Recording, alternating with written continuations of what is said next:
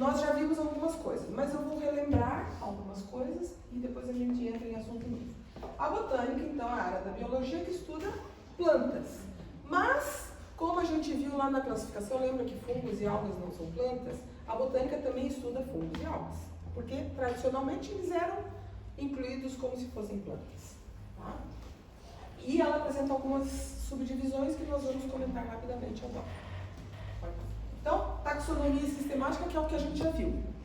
Né? Vocês lembram desses gráficos, esse aqui da filogenia, a gente já viu isso aí, pode passar outro. Lembramos aqui como é que está dividido a vida na Terra, né? E daí está lá, ó, essas aqui, aquelas lá, e os fungos, que não são vegetais, mas são estudados pela botânica. E aí nós temos algumas outras subdivisões que eu não falei, mas que a gente acaba falando quando está falando de outros temas, que a gente tem abordado por aqui. Teve uma série que nós fizemos, 50 plantas que mudaram a história do mundo. Algumas assistiram, talvez se lembrem, talvez não, que a gente falou de cacau, a gente falou de baunilha, falou da tulipa, falou de um monte de plantas que, ao serem descobertas e levadas de um lado para o outro, mudaram a realidade daqueles lugares. Isso fala de etnobotânica. Na ecologia vegetal, é a interação dos organismos e tudo o blá blá blá ecológico que a gente escuta a qualquer momento. E aí tem a tal da paleobotânica, que é uma coisa que deve ser muito legal da gente estudar, enfim, que são os fósseis de plantas, que vão dizer para nós como era a Terra antes de nós, através do estudo de fósseis. Então, vai encontrar aquelas samambaias enormes, tudo isso vai ser estudado lá pela paleobotânica. Tá? E hoje, particularmente, nós vamos falar sobre morfologia vegetal, que é um ramo grande da botânica, que ninguém gosta de estudar. Todos os estudantes de agronomia fazem assim com a botânica, não sei como era na floresta, não sei na farmácia, mas é a parte mais complicada, é a morfologia, porque trata morfologia e anatomia que caminham mais ou menos juntas, que como são as plantas, as partes das plantas, para que elas servem e como elas funcionam. Tá? Então é uma coisa bem grande, tem um livro dessa grossura aqui, só de morfologia, e quando a gente entende a morfologia, a gente pode usar as chaves de classificação, que são compêndios de indicações para você chegar a um nome de uma determinada planta. Então, você vai olhar, quando a gente for ver morfologia, vai ver forma de folha, forma do tronco, forma da flor, como é a flor, quantas plantas, né? Aí você vai nessa chave de classificação, tem lá, flores não sei o quê, folhas não sei o que, aí vai fechando, e você chega na espécie que você quer. Quando você sabe a morfologia, você entende a morfologia por causa das denominações dessas partes, você consegue usar uma chave de classificação e aí você consegue identificar uma planta que você não conhece. Né? Que acontece quase nunca aqui, né? Que florzinha é essa? Aí a gente pega assim, tem foto da flor, tem foto da folha, tem foto da planta, pequena, grande, média, como é que é essa planta? Nessas chaves de classificação a gente faz isso. Então tudo aquilo que a gente pergunta assim, foto disso, foto disso, é porque daí se você entrar numa chave dessas, você vai lá e você vai chegar na planta que você não sabe o nome, que você pode saber. Então a morfologia é importante por causa disso. Tá? E a fisiologia vegetal, nós vamos falar muito rapidamente no finalzinho da palestra, que trata de fotossíntese, nutrição, respiração e tropismos. Vocês sabem o que é tropismos? Nós vamos ver no final. Tá bom? Então, ó, morfologia, o corpo vegetal. Como é que são formadas as plantas, né? Elas têm raiz, caule, folha, flor, fruto e semente. E cada uma dessas partes tem uma função. Raiz, caule e folhas fazem com que a planta cresça. Então são órgãos vegetativos, que vegetam, certo? Flor, fruto e semente são os órgãos reprodutores. Então, através de flores, frutos e sementes é que a gente reproduz a planta, a gente tem uma nova planta. Mas alguns dos órgãos vegetativos também são usados para a reprodução da planta, que é a reprodução vegetativa, certo? Vai passar. Bom, vamos falar de raiz. Elas não existem. Lembram das briófitas? Não tem raiz, tem radículas. Fakes raízes das briófitas, faz as plantas todas. E elas servem para fixar e absorver água e nutrientes. Tá? Algumas outras raízes podem funcionar como órgãos de reserva. Lembram da palestra da Eliane, de plantas bulbosas, da Eliane Codenise, plantas bulbosas? Nós vimos lá as dálias, que tem as raízes tuberosas. Elas servem para armazenamento de nutrientes, reserva para a planta. Então, no geral, essas plantas bulbosas, elas nascem, crescem, ficam lindas, folhas, perdem as folhas e vai para algum lugar tudo aquilo. Vai geralmente para baixo do solo, em caules ou raízes de armazenamento. Tá? No caso das raízes de armazenamento, são as raízes tuberosas. O aspargo, isso toda vez que a gente vai fazer limpeza de planta, aquele aspargo ornamental, não é aspargo comida, aspargo ornamental, e clorofito também, às vezes a gente arranca e tem umas raízes assim branquinhas, gordinhas, e a gente pensa, será que isso aqui é bom para a gente reproduzir a planta por aquilo? Não, porque aquilo é uma raiz de reserva de água. Então, quantas vezes vocês lembram de molhar um aspargo? Daquelas floreiras, né? Até teve uma conversa sejartiana que a gente falou sobre aspargo, se transplanta, se não transplanta, como é que faz, que aí inventou a floreira, não sei o quê. A gente às vezes esquece de molhar os aspargos, né? E ele tem ele sobrevive porque ele tem essas raízes que enchem de água e servem para molhar as plantas. No clorofito a gente também encontra, tá? Mas é uma estrutura que é bem diferente de uma raiz tuberosa. Ela é geralmente branquinha, meio se você corta ela, tem muita água. E aí as raízes são geralmente subterrâneas, mas existem outras que são as aquáticas e tem as raízes aéreas, que podem ser ou não estrangulantes e mortíferas. Podem ser mortíferas, são parasitas. Pode passar. Então, quanto ao formato, elas podem ser fasciculadas ou pivotantes, e fasciculadas são algumas, quero criticar, existem muitas plantas que a raiz original é assim. E a maioria, a raiz original é essa axial pivotante. O que é importante da gente saber aqui? Se você vai plantar uma árvore, ela vai ter uma raiz pivotante, sempre, a partir da semente. Se é estaca, não. Toda estaca, qualquer estaqueira que você faça, vai ter raiz fasciculada. Mas se você vai plantar, por exemplo, uma árvore de semente, ela vai ter uma raiz pivotante axial, é uma raiz principal. Se você quebra esta pontinha da raiz, você pode perder a planta, ou planta na rua, e aí ela não fez aquela principal porque você quebrou a ponta e ela não cresce mais. E aí então, se você quebrou a pontinha da raiz pivotante, ela não vai mais crescer, ela vai virar cabeleira, vai virar fasciculada. E aí as árvores caem, porque ela não fez aquela principal que vai ancorar a planta. Então, a maioria das nossas árvores de rua são plantas obtidas por estaquia.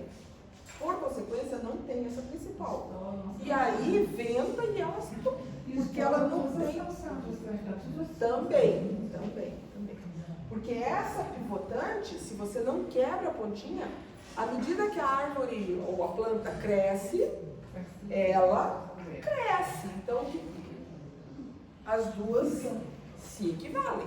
Então, um pinheiro plantado de semente vai ter uma raiz pivotante tão profunda quanto a altura dele, vamos dizer assim.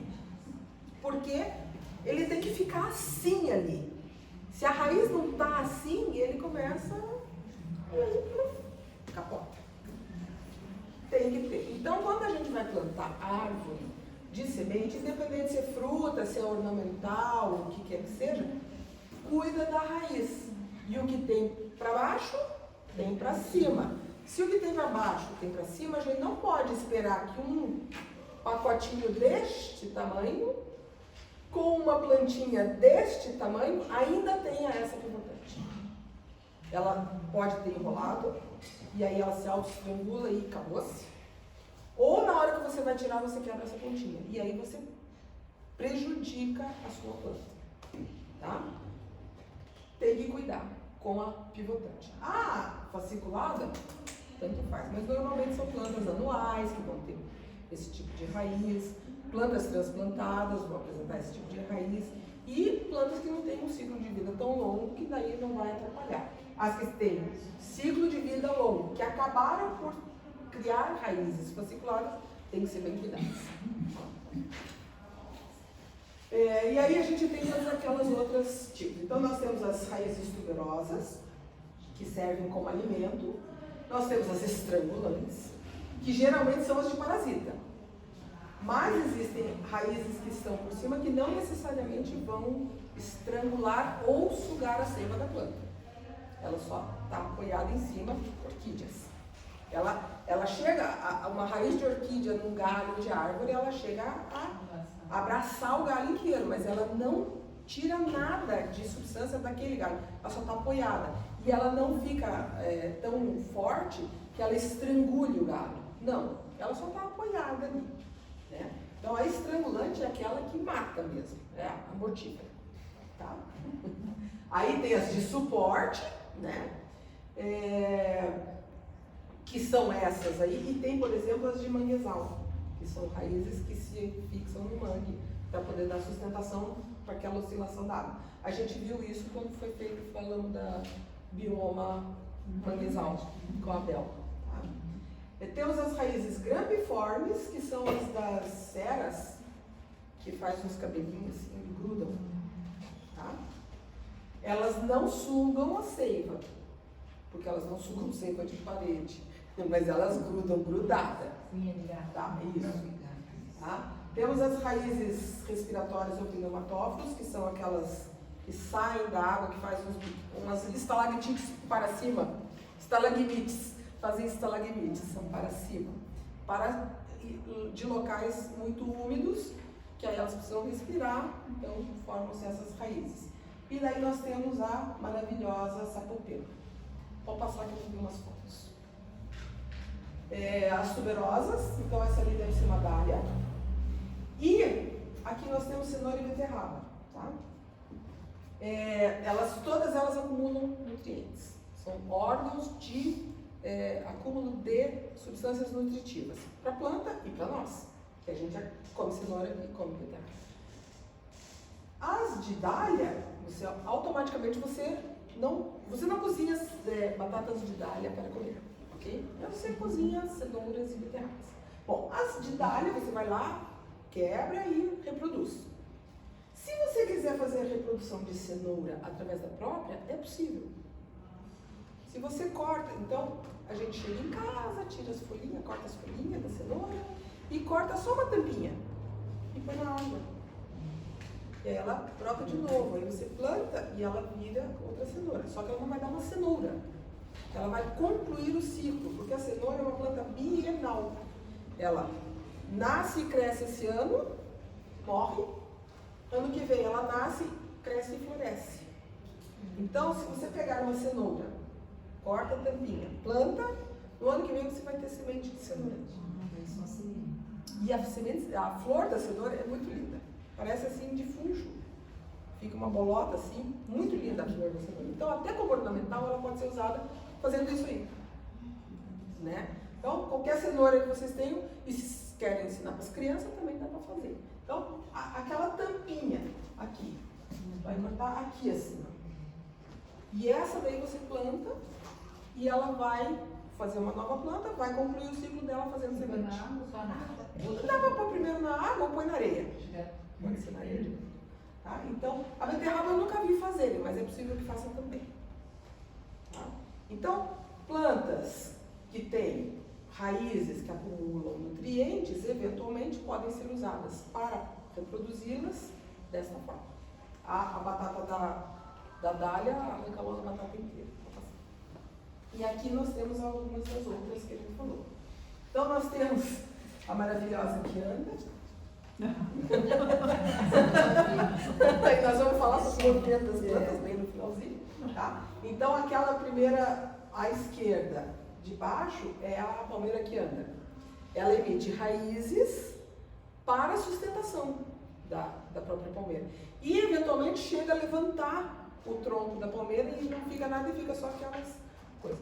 Durante o nosso passeio em Pomerode, as meninas acharam umas outras. Agrícola daí. Acharam umas plantas com umas raízes bem interessantes. A Kátia viu, fotografou bastante. Elas crescem, e elas chegam no chão e ajudam a fazer sustentação da planta. É mais ou menos a mesma coisa que essa daqui. Só que, né, acharam um outro interesse mais interessante. Aqui são as grepifórmias. Aquelas lá são os pneumatóforos. A lá estrangulante, lá no cantinho, ela agarra e fecha. Então a seringueira faz isso. E aí, todos aqueles tempos maravilhosos, nas Indonésias, que se vê aquelas árvores no meio daquelas coisas, todas essas raízes que se agarram e se pegam numa planta, acabam matando a planta. Karen. E aqui é a maravilhosa sapopema. Dica. Essas ervas de passarinho de baixo. Essa erva de passarinho, ela entra dentro do tronco. Ela mata. Ela mata. Então a erva de passarinho, o que acontece? Ela não fica sobre o galho. Ela entra dentro do galho. Então, para acabar com a erva de passarinho, não adianta você cortar onde ela está entrando só. Você corta o galho. Tem aí uma, corta o galho. Tem aí uma, corta o galho. Até onde não tem mais nenhum pedacinho de raiz. Porque senão ela vai continuar se reproduzindo. Sobrou um pedacinho de raiz dentro do tronco. E ela entra mesmo. Ela vai lá dentro do tronco. Por isso que é muito difícil de acabar com ela. Uma vez que se estabelece, é muito complicado, porque você tem que fazer às vezes uma poda muito radical. Mas tem que tirar, vai cortando o galho que está infestado, tem que ir cortando até encontrar onde não tem mais. Aí você ainda corta mais um pedacinho para garantir que não sobrou nadinha lá. O ideal seria queimar, né? O que você cortou. E o que tira é queimar. O que tira é queimar. Porque ela chama-se como? Erva de? Passarinho. Por quê? Porque o passarinho leva.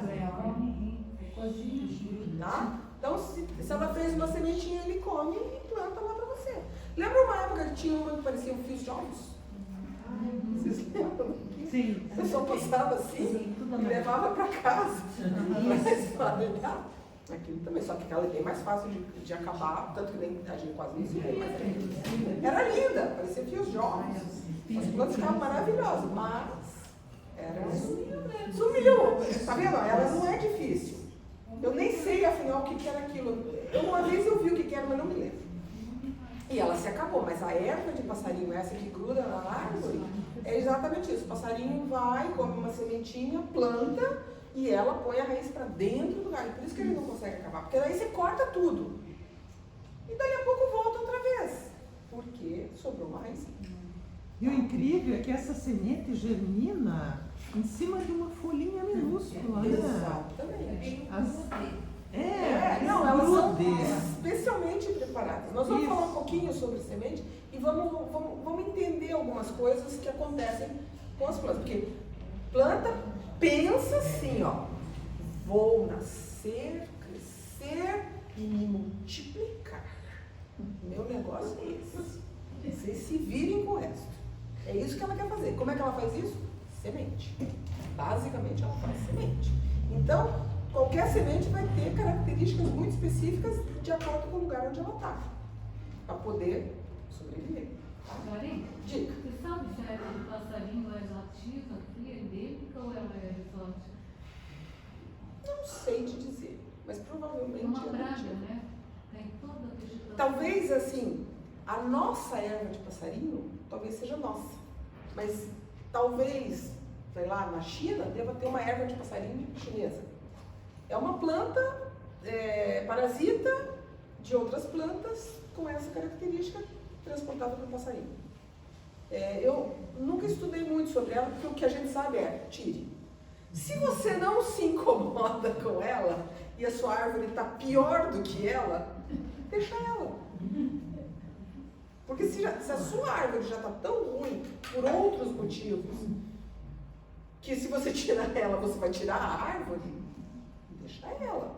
Mas se você deixa ela, você está contaminando todo o seu redor.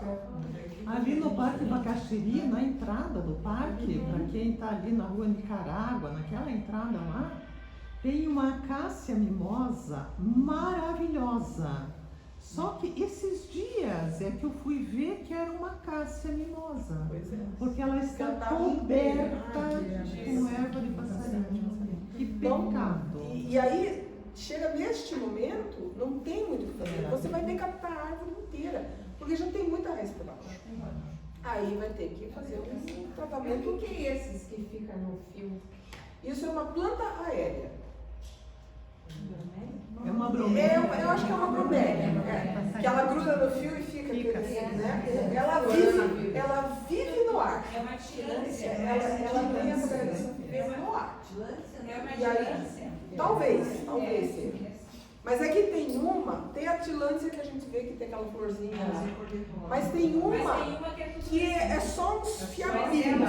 Essa é aérea mesmo, ela fica em fio de luz. Eu viajei pra onde que foi? Não sei se foi quando eu fui pro Rio Grande do Sul. Eu passei num lugar que todos os fios eram completamente cobertos disso aí. Fica até bonito, eu não sei se não derrubou o fio de vez em quando, mas fica muito bonito. E ela vive neste ambiente, o que ela consegue grudar de sujeirinhas e a chuva que cai, ela cria ali um lugar para ela continuar vivendo. E como ela vive em cima de fio de luz, vamos dizer assim, ela não é uma parasita, ela é uma epífita, ela está em cima, tá? Karen, dá para voltar o slide ali? Volte. Aquela última ali. Essa aqui? Sapopema. São só algumas árvores? Algumas árvores, porque a raiz é essa plataforma. Por quê? Uma 100% característica de sapopema é a sumaúma, ou samaúma. É uma árvore que ela é parente da paineira. Tá? Então ela fica bem grande, ela acumula muita água nela mesma. E ela é muito alta. Como ela é muito alta, se você tiver só as raízes dentro da terra, não vai segurar. Então ela fazem esses acréscimos de raiz, porque na verdade a gente enxerga aqui, mas ela está vindo aqui, a raiz está aqui. Só que ela incha lá para ela dar estabilidade para a planta. E aí os índios usam para fazer comunicação. Então eles batem nessas raízes e emitem sons de determinadas maneiras que a outra tribo lá no céu, onde escutando e escuta, sabe o recado que está sendo dado. Eles sabem o significado. É o código Morse indígena. E faz uma estrutura muito bonita. Ela faz, só que ela é típica dessas plantas que são muito altas e que aí precisam de uma sustentação maior. Bom, falamos de raiz, quem segura a planta e quem come pela planta, certo? Dica. Só voltando na raiz. Ontem eu parei no sinaleiro e daí, bem ali na Rápida, que vem para o centro, que fica de esquina com o Supermercado Nacional agora. Parei ali no sinaleiro. E tem 2 pinheiros enormes, eu fiquei espantada assim, por eles serem extremamente retos, e deu para comparar porque eles estavam em paralelo com o edifício. Certo. E eles eram muito altos, então aquilo que eles tinham de altura tinha de Em raiz. princípio é para ter. Não tem obstáculo nenhum, será? Pois é, veja bem. A minha sogra plantou um pinheiro na frente da porta de casa. Porque as meninas pulavam por cima, era tão bonitinho. Então, não tomou um dia pequeno. Então, muito provavelmente, tinha a raiz e fez. E aí, conseguirem tirar aquilo, foi Deus nos acuda. A casa foi vendida e sei lá quem que tirou o vendido pinheiro. Estes pinheiros desta avenida, provavelmente são pinheiros que foram plantados antes da avenida. Com certeza. Certo? Para estarem deste tamanho, né? Então, ainda não tinha os impedimentos de calçamento. Tá?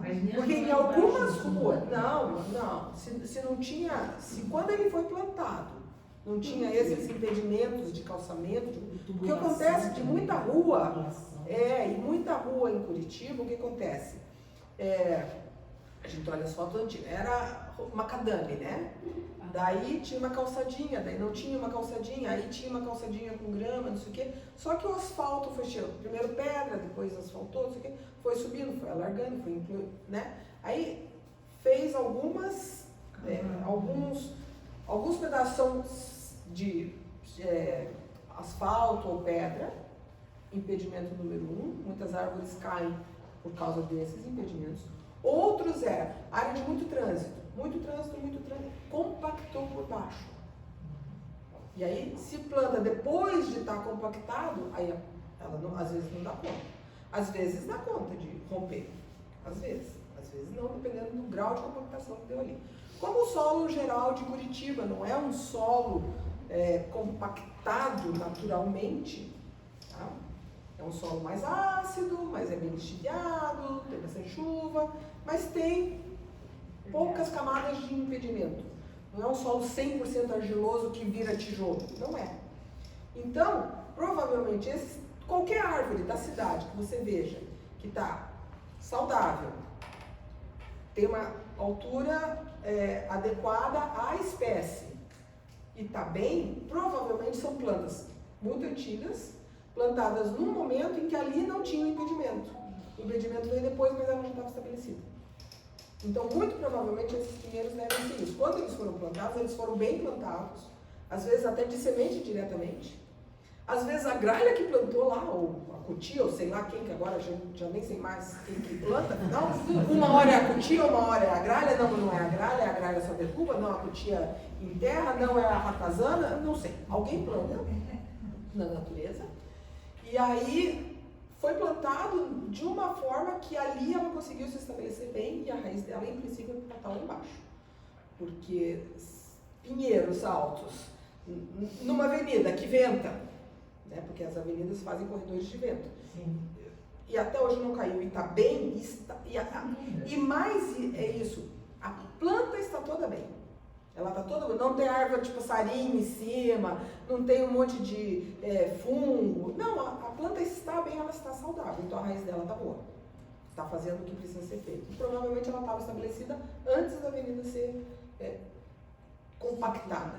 Mais antiga do que nós, né? Muito provavelmente. Mas, Karen, falando em erva de passarinho, dá em araucária? Não, foi apenas uma ideia. No G, a gente não vê, né? Não, eu acho que ela não consegue entrar. A madeira dela acho que não é bem. Só que ela tá bem, né? Como é que funciona assim? O sabão de caboclo é uma coisa que se chama silt, que não é argila, mas não é areia, tá no meio. A granulometria dela é mais ou menos, ela é menor que a areia, mas ela é maior que a argila. Então ela esbruga, né? Ela desmancha. É um material muito friável. Então, para a planta se estabelecer não é ruim, ela só não tem nutriente. Ela é fraca em nutrientes, porque ela não gruda muito. Ela faz lâminas que escorregam, por isso ela desmancha, né? E aí ela não fixa os nutrientes, que na argila gruda tudo, faz absorção, eles grudam na partícula de argila, certo? Na areia vai tudo embora. E esse sabão de caboclo, que seria um silt, né? Ele desmancha, mas ele ainda não está em condição de fixar muito nutrição, mas não é tão lavado como uma areia. Mas a raiz entra. Em princípio entra. A raiz em princípio entra melhor, às vezes, do que num solo muito argiloso. Porque daí o argiloso demais seca, fica duro e vira um tijolo. tem compactação, né? Então a raiz é mais difícil da raiz preservar. Nosso dinheiro não vai cair, então. Deus ajude. Não, e esse sabão de caboclo, às vezes, é uma camada.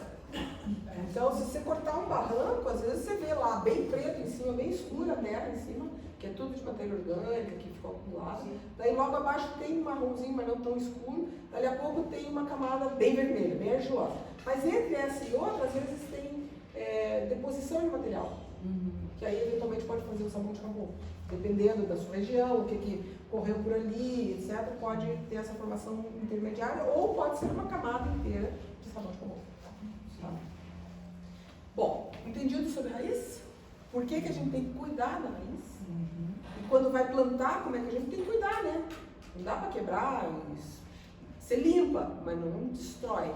Né? A gente tira um saquinho para fazer o plantio de um amor perfeito. Você dá uma limpada na terra para tirar aquela, porque geralmente essa terra de saquinho é muito dura e ruim, então você limpa, mas você preserva a raiz. Rompeu, quebrou, você corta com a tesoura para fazer cortes limpos para ela conseguir cicatrizar. Tá? E se é uma raiz, isso, molha antes, tudo isso a gente precisa fazer para poder preservar a raiz. Tá? E um detalhe que eu não falei, raiz come. Aonde que a raiz come? Onde é a boca da raiz? É aqui? É aqui ou é lá? É lá, certo? Então quando a gente aduba, onde é que a gente aduba? Aqui ou lá? Não, do lado do lado. Então, tronco, raízes, lá.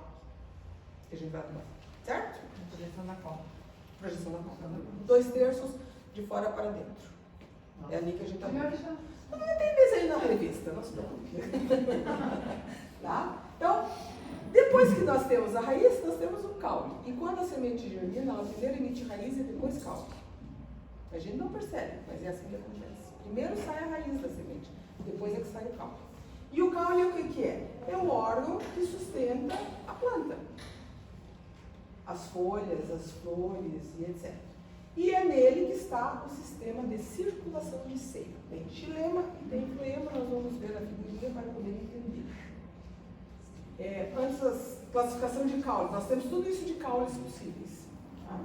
Caules aéreos, que não querem dizer que estão voando, eles são para cima da terra.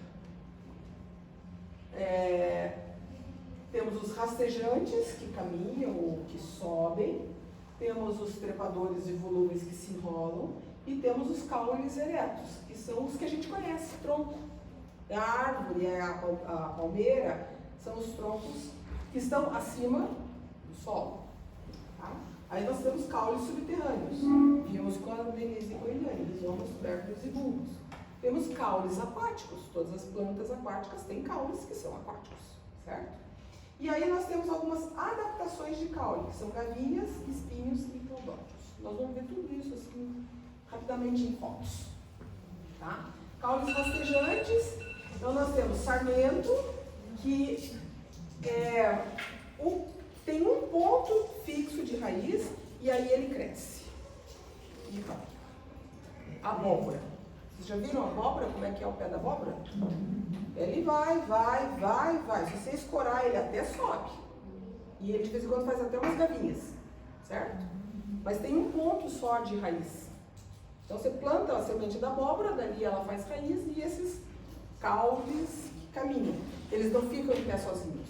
Eles são esmilinguidos. Tá? E aí tem o estolho, que é o do morango, que então é um caulezinho que sai, encosta, faz raiz. Encosta, faz raiz. Aquilo ali é o estolho. Aí onde ele encosta, ele vai fazendo raiz.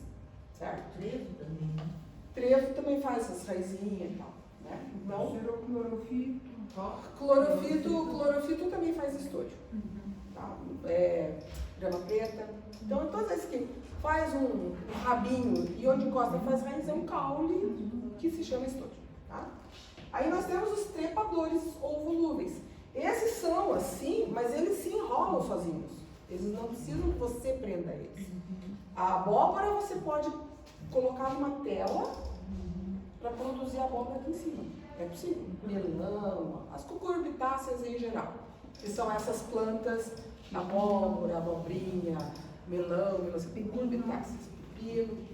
Eles até têm umas gavinhas, mas se você não der o apoio, ele não sobe sozinho. As trepadoras involúveis, elas sobem sozinhas. Elas vão se enrolando. E aí aqui tem um detalhe interessante, que no hemisfério sul elas rolam para um lado e no hemisfério norte para o outro lado. Ou seja, elas enrolam assim, de um hemisfério e assim no outro hemisfério.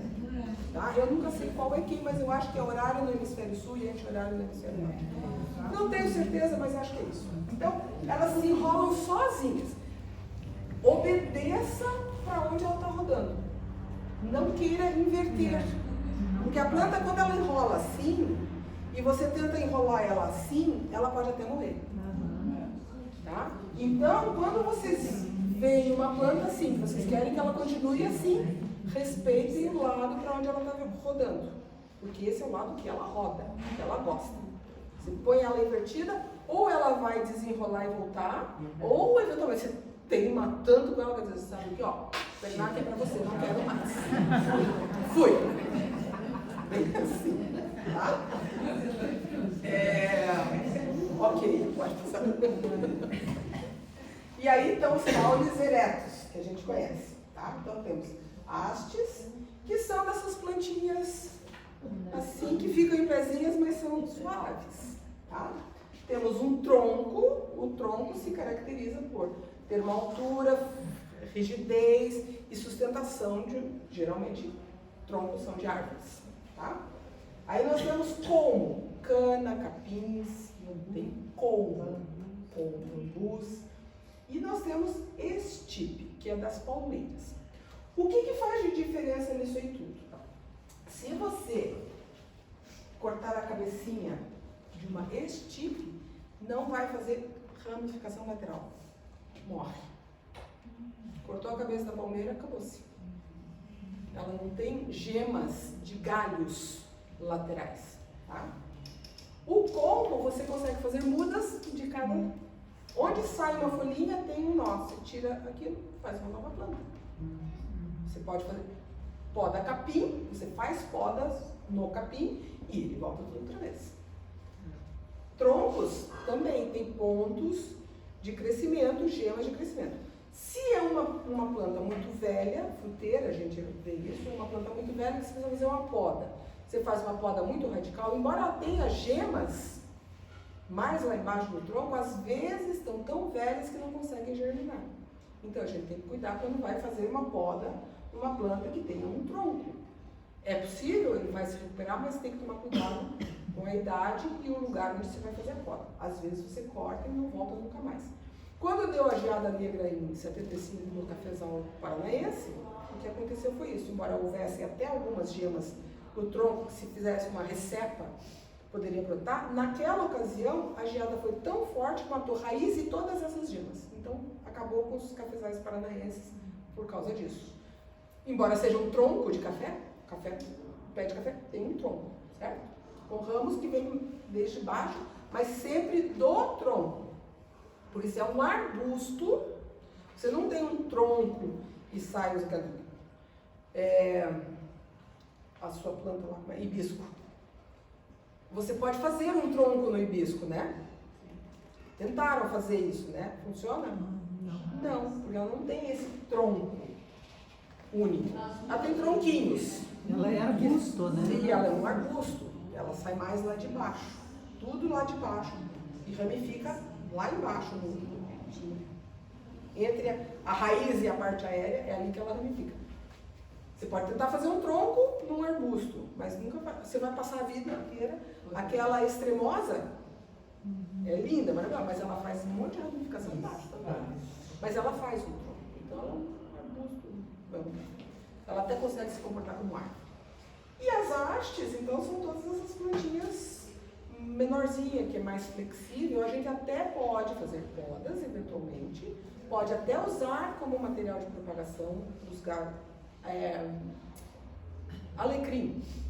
Alecrim não tem um tronco. E também não é um capim. muito menos uma palmeira. Mas os galhos dele são, né, sim, mais ou menos, molinho. Ele até pode ficar altinho, mas se ele fica muito alto, dá uma chuva, ele cai, né? Tem que estaquear. Então, essa é uma haste, um pouco lenhosa. A hortênsia tem uma haste, só que ela é mais lenhosa, ela não faz um tronco. Tá? Entendido a diferença? E entenderam onde é que a gente pode cortar e não? Ok, passe. Dica. Onde é que fica o milho?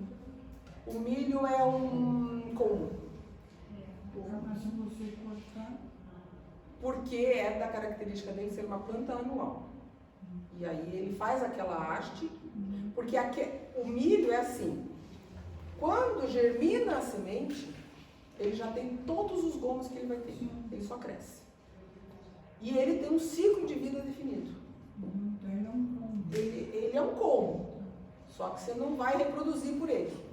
Em alguns casos, bambu, cana, a cana é um colmo, e você reproduz a cana pelo colmo. Mas o milho, se você cortar os Talvez, pedaços, não vai nascer porque não tem gema. No milho, quando ele nasce, tem as folhas, e o número de folhas já é definido quando ele nasce. Ele não vai ter mais ou menos folhas, não. Aquela variedade de milho tem aquela quantidade de folhas. E tem as gemas de flor, que vai ser a masculina em cima e as femininas. Você pode ter uma, duas, às vezes 3 espigas num pé de milho. Então ele é um colmo diferenciado. Ele é um colmo muito específico, vamos dizer assim, mas é um colmo. Ele não é um tronco, ele não é uma estipe, tá? E muito menos ele é uma haste. E aí, os caules aéreos, vimos quais são? Os caules subterrâneos. Então, nós temos rizomas, bulbos e tubérculos. Então, batata inglesa é tubérculo. E é caule. Batata inglesa não é raiz. Ela está embaixo da terra, mas ela é caule. Põe no sol, fica verde. Come na maionese, passa mal e morre. Não se compra batata frente no mercado. Compra a batata, né? Escolhe, põe naquela bacia linda e põe embaixo da janela. Aí vai ficar tão linda, bem verdinha. Vai matar todo mundo em casa. Então, quando ela fica verde, ela faz o quê? Ela é um caule. Batata é um caule, ela fica verde, faz fotossíntese. E aí, quando ela entra nesse processo de ficar verde, que aí ela começa a emitir brotações, ela desenvolve uma toxina nela, que é ela que faz mal quando a gente come demais. Tá? Então, batata verde, vocês plantem, não comam, por favor. Certo? E lembrem-se que batata inglesa é caule, mas batata doce não é caule. Certo? Batata salsa não é caule. Mandioca, a mandioca é a raiz. Como é que a gente reproduz a mandioca? Pelo caule. Não é bem um como, porque ele não é oco, ele é mais resistente. Mas poderia quase ser um como. E aí você só que ramifica, né? E aí você tira pedaços do caule da mandioca, você come a raiz e usa os caules para fazer reprodução. Tá?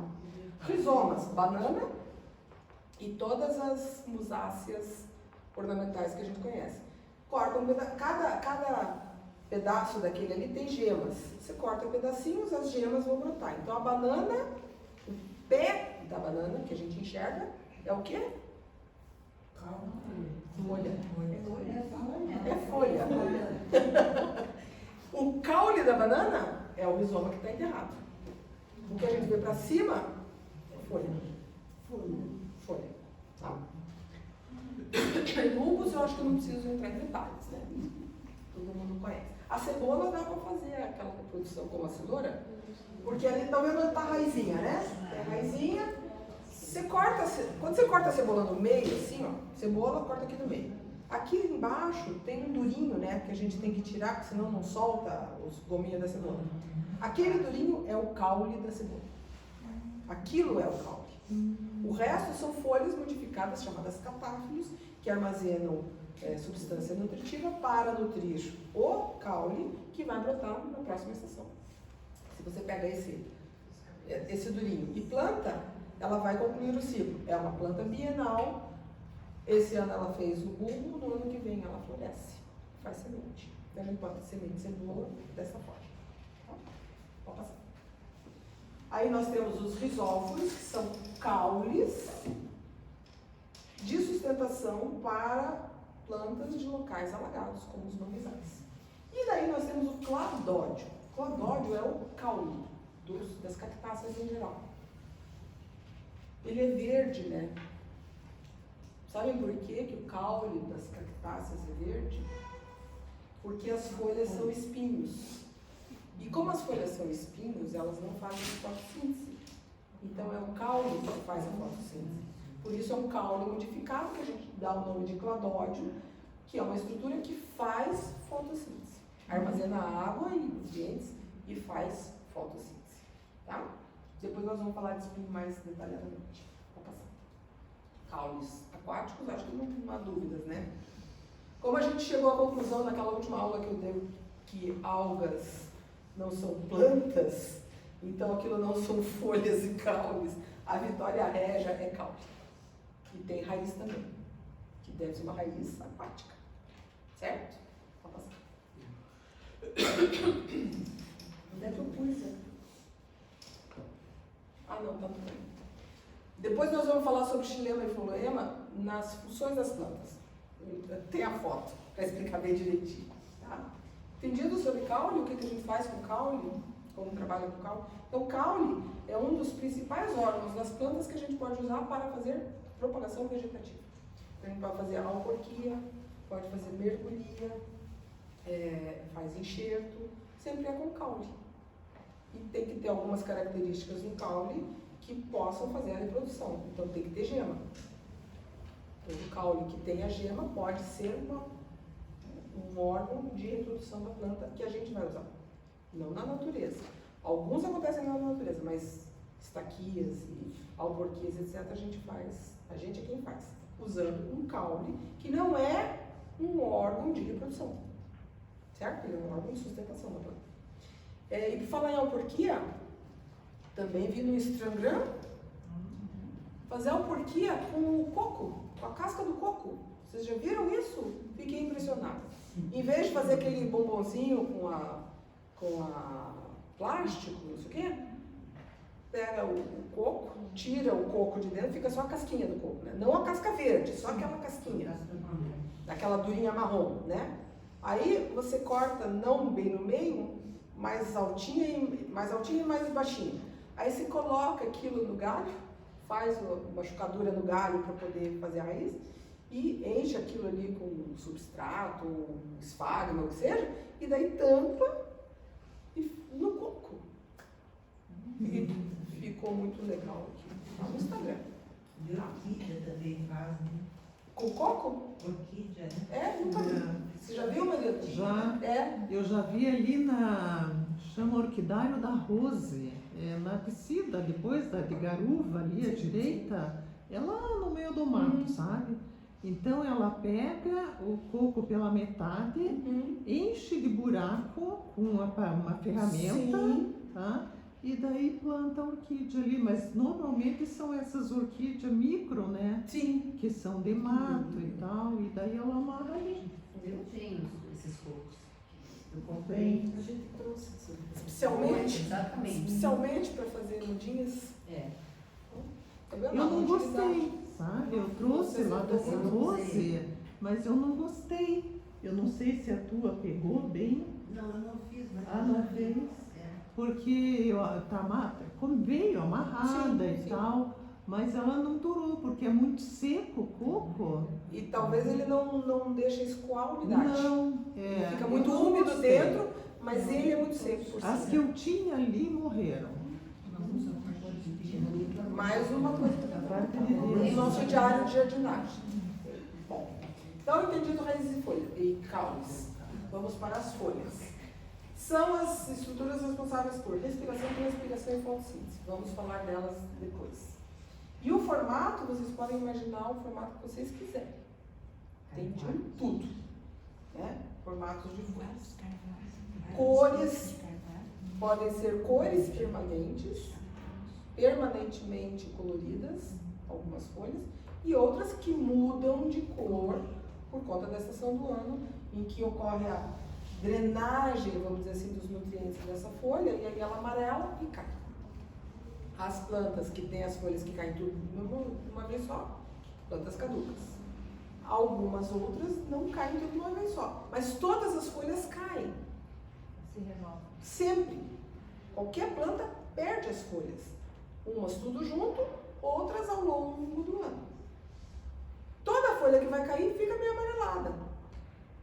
Se ela é todas de uma vez ou se é uma de vez em quando, antes dela cair, ela sempre vai ficar um pouquinho amarelada. Nos nossos vasinhos a gente vê, as folhas começam a ficar meio assim, uma coisa assim estranha, né? E aí perde a cor e cai.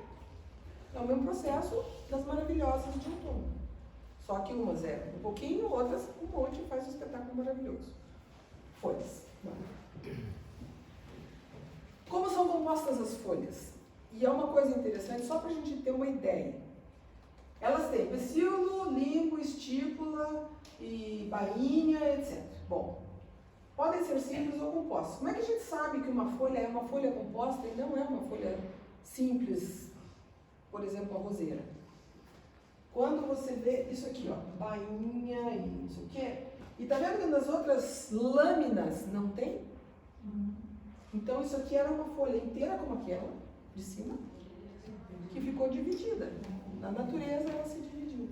Mas tudo isso é uma folha. É um conjunto de lâminas que formam uma folha composta.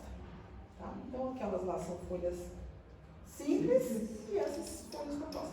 Estípula, bainha, às vezes tem, às vezes não tem. Pode falhar. Lâmina e pecíolo sempre tem. Tá? Pode mudar. E aí nós temos as folhas modificadas. A mais de todas é as brácteas do Espírito Santo, da flor de Natal lá. Vocês estão vendo onde é que está a flor da planta? A foto é ruim, mas dá para ver, né? Vocês lembram da plantinha que tem umas bolinhas no meio, assim, daquelas flores, aquelas folhas, ou aquelas pétalas vermelhas maravilhosas? São folhas modificadas.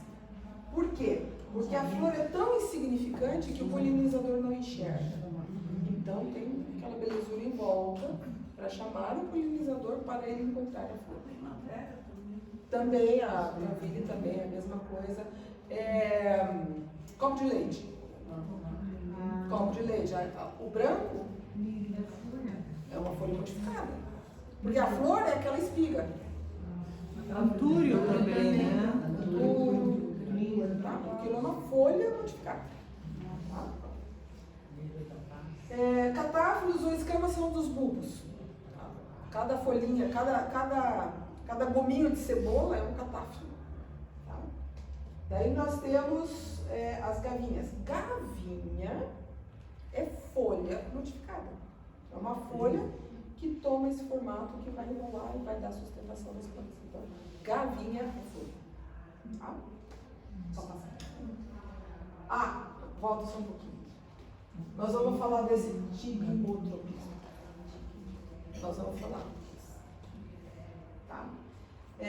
Filódios são folhas muito pequenininhas. Então, mimosa, a cássia mimosa, aquela que dá o pompozinho amarelo. Como é a folhinha dela? Bem pequenininha, né? É uma folha composta. Cada folhinha é um filódio de uma folha maior. Porque em cada um daqueles folhas não tem estípula, não tem nada daquilo, certo? Vem a folha que se divide em filódios, que é a folha da cássia.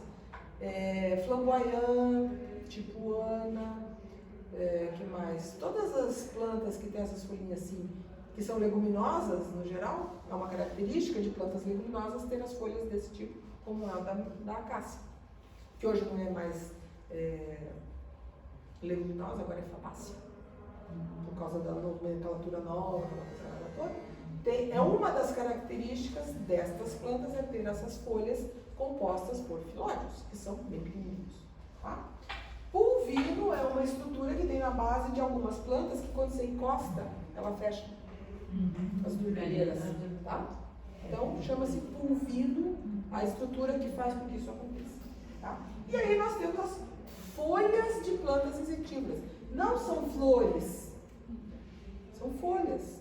Aquela que fecha ali é uma folha modificada que acumula uma substância açucarada, chama a mosquinha e aí ela faz assim. Ela começa devagarinho. Aí o que acontece? Dissolve o bichinho lá dentro e aí o bichinho dissolvido nessa aguinha que ficou ali é que é a nutrição dessa planta. Ela não mastiga o mosquito. Não tem dente. Entendido? E daí nós temos os espinhos. Tá? Então, espinhos são folhas modificadas. Certo? Podem ser caulinares ou foliares. No nosso caso, o mais específico, foliares. As de caule, os espinhos de caule são os espinhos dos limoeiros. Certo? Os espinhos de cactáceas são foliares. Aí, quando você tira um espinho de um cactus, o que acontece com o cactus? Como é que fica? Você tira, você lasca, né? E o espinho do limoeiro? Você consegue quebrar o espinho do limoeiro? É um caule que cresceu. O espinho do limoeiro é um caule que cresceu. Uma protuberância de caule. Tá? Mas ele não se solta desse caule sem machucar tudo. Tá? E as roseiras? Oi? As roseiras. Não escutei isso. As roseiras.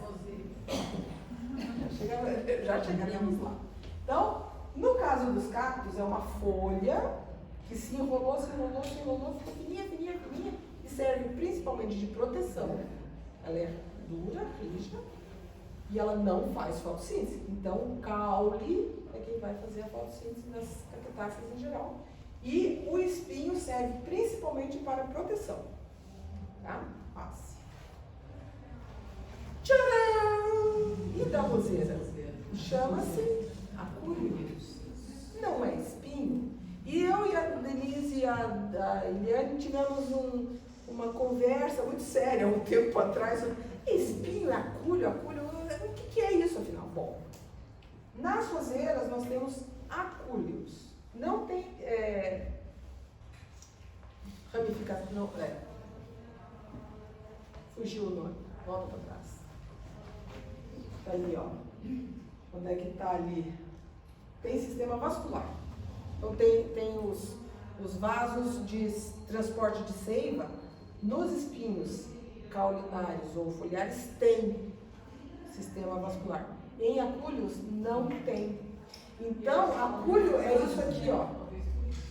É só um puxadinho da pele da planta, vamos dizer assim.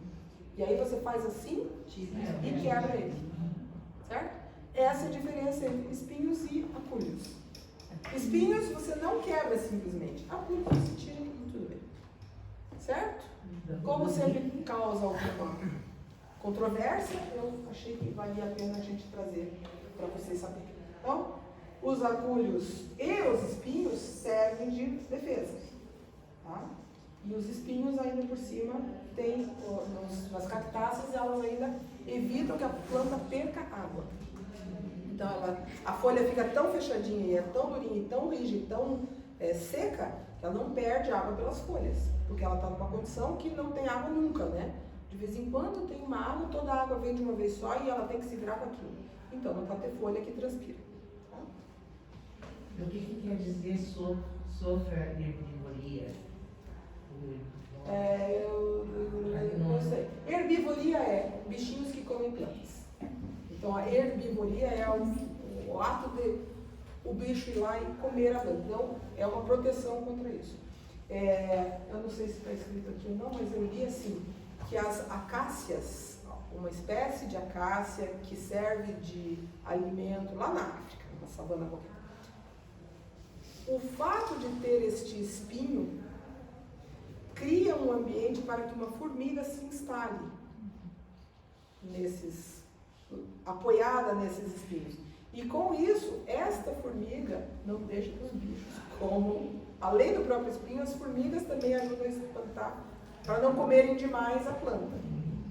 Porque se tem muitos herbívoros no local, e esta cássia é especificamente saborosa para uma determinada espécie, que eu não me lembro qual é, um cervo qualquer, e aí se eles começam a comer demais, eles matam a planta. Então tem esses espinhos que ajudam a segurar esse ataque muito extremo do bicho que come a planta. Entendido? Folhas?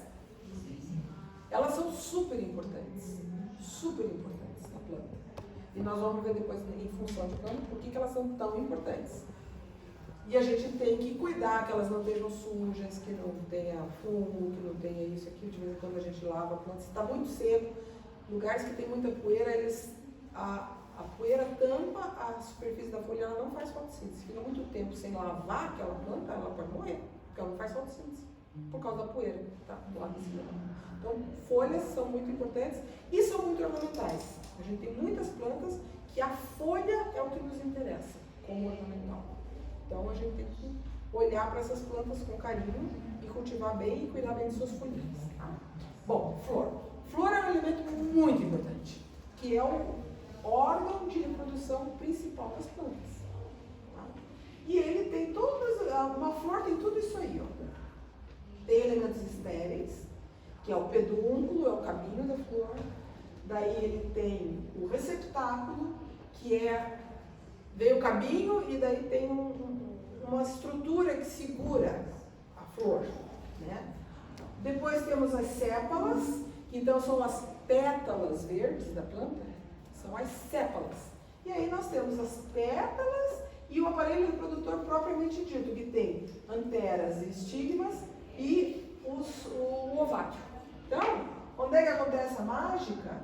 Quando a antera libera o grão de pólen, que chega lá no estigma e emite uma estrutura que vai chegar lá no ovário, vai fertilizar a semente, o óvulo, e aí nós vamos ter a formação da semente. E por que formou a semente, forma-se o fruto. Então a flor, além de ser linda, maravilhosa, cheirosa, espetacular, cheia de néctar, ela faz isso tudo. E ela é muito efêmera. Porque é um período do ano, tem a flor, e ela faz o que ela tem que fazer e acabou-se. E sobra o fruto. Ou não. Se não ocorreu a fecundação dos óvulos, não ocorre formação de semente. Se não ocorre formação de semente, não ocorre formação de fruto.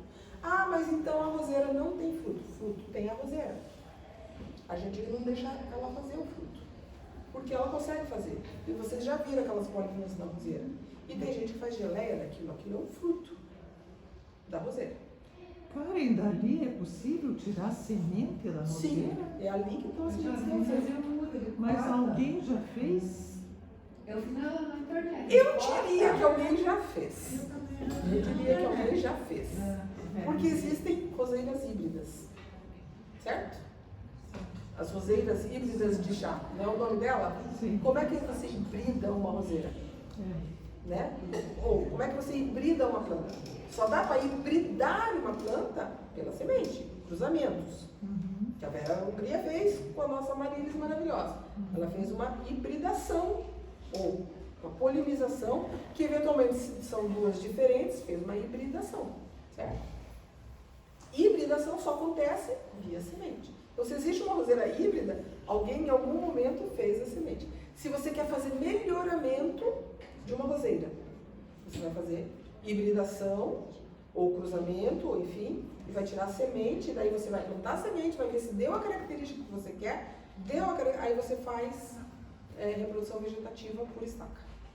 Mas a primeira terá que ter sido de semente, se você quiser mudar alguma característica. Fazer um modelo, costa assim, um pedacinho em cima, aí põe na terra, aquela coisa da roseira. O que pode acontecer para nós aqui? O que pode acontecer conosco aqui nas nossas condições? A roseira não é nativa nossa. Pode que não tenha. Eu acho que a roseira, inclusive, nem é polinizada por externo, ela se autopoliniza. Nós vamos ver alguma coisinha aqui. Se a gente não tem uma condição boa de clima, talvez não ocorra a fecundação. Mas se fez o fruto, alguma semente vai estar lá dentro. E provavelmente vai ser viável. Então, às vezes, a gente não vê porque não deu tempo, porque a gente corta a flor antes, né? Roseiral no jardim, a gente não deixa ela secar, as pedras, pra ver se vai fazer frutinha. Não, a gente corta a flor e acabou. A gente quer flor. Né? E aí vem isso. Quando a gente quer muita flor, a gente tem que cortar. Por quê? Porque a flor é reprodução da planta. O que a planta pensa? Vou nascer, crescer e me multiplicar. Como é que eu me multiplico? Flor. Deu uma flor, eu corto. Deu uma flor, eu corto. Uma flor, eu corto. Tem que fazer flor, porque eu tenho que me multiplicar. Então, quanto mais flor eu corto, mais flor a planta faz. Até o limite, lógico, né? Da época, do ano e tal.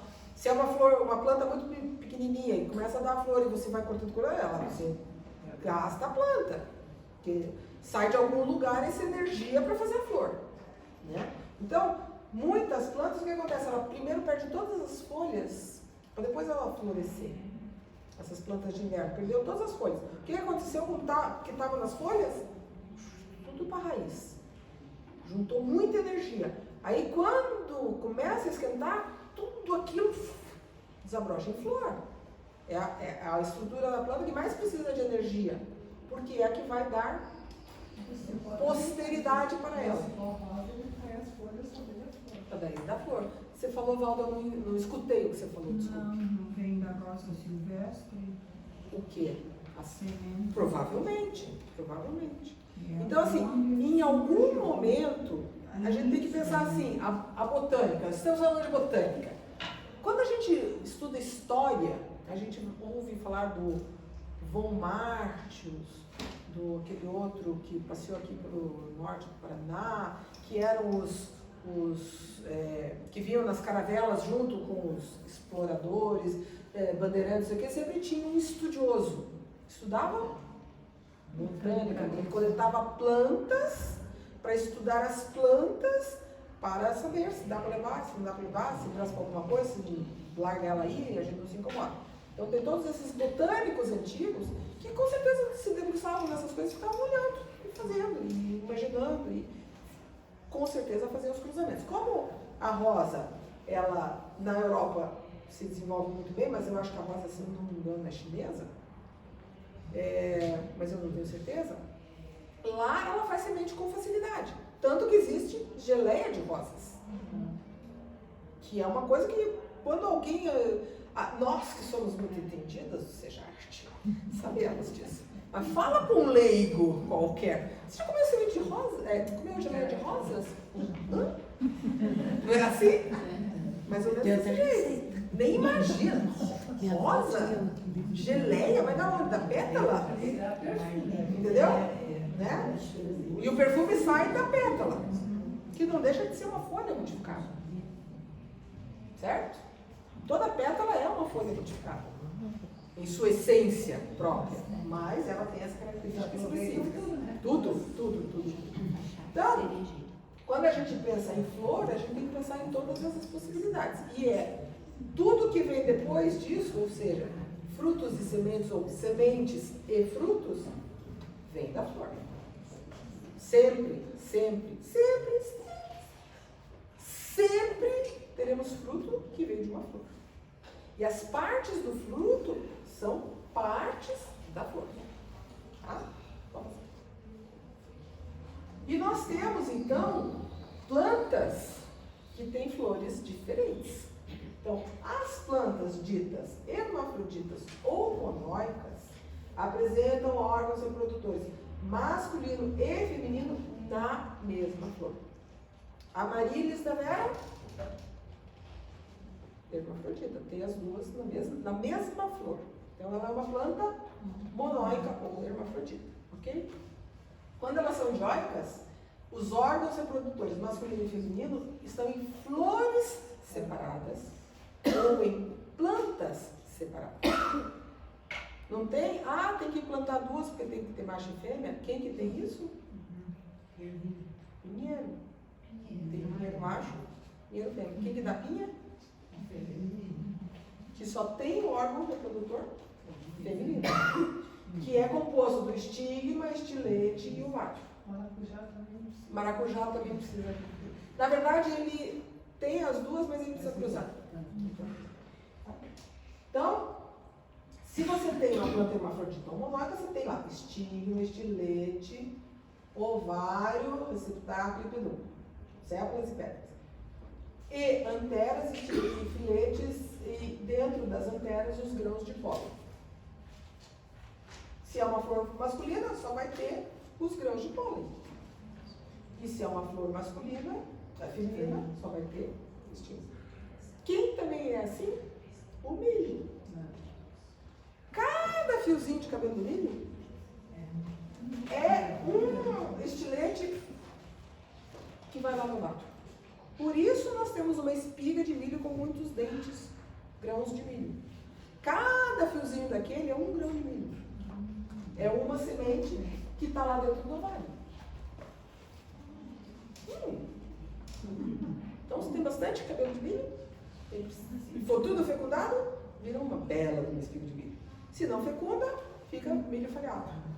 E cada cabelinho daquele que é um estilete, que está ligado num óvulozinho dentro do ovário, vai dar origem a um grão de milho. Onde é que está a flor masculina do milho? Naquele penacho lá em cima. E como é feita a fecundação do milho? Vento. Então, esta planta, e eles florescem em épocas diferentes. A flor feminina aparece num período e a masculina depois, ou vice-versa. Então, deste milho aqui, venta o pólen para aquele milho de lá. Por isso a gente tem cruzamento e tem contaminação de milho transgênico em lavoura que não é transgênica. E daí dá problema, porque se você não plantou transgênico, mas tem o vizinho que plantou transgênico, vai passar pólen para lá e quando a empresa for lá, vai estar o gene transgênico naquele milho lá, e aí você tem que pagar royalties.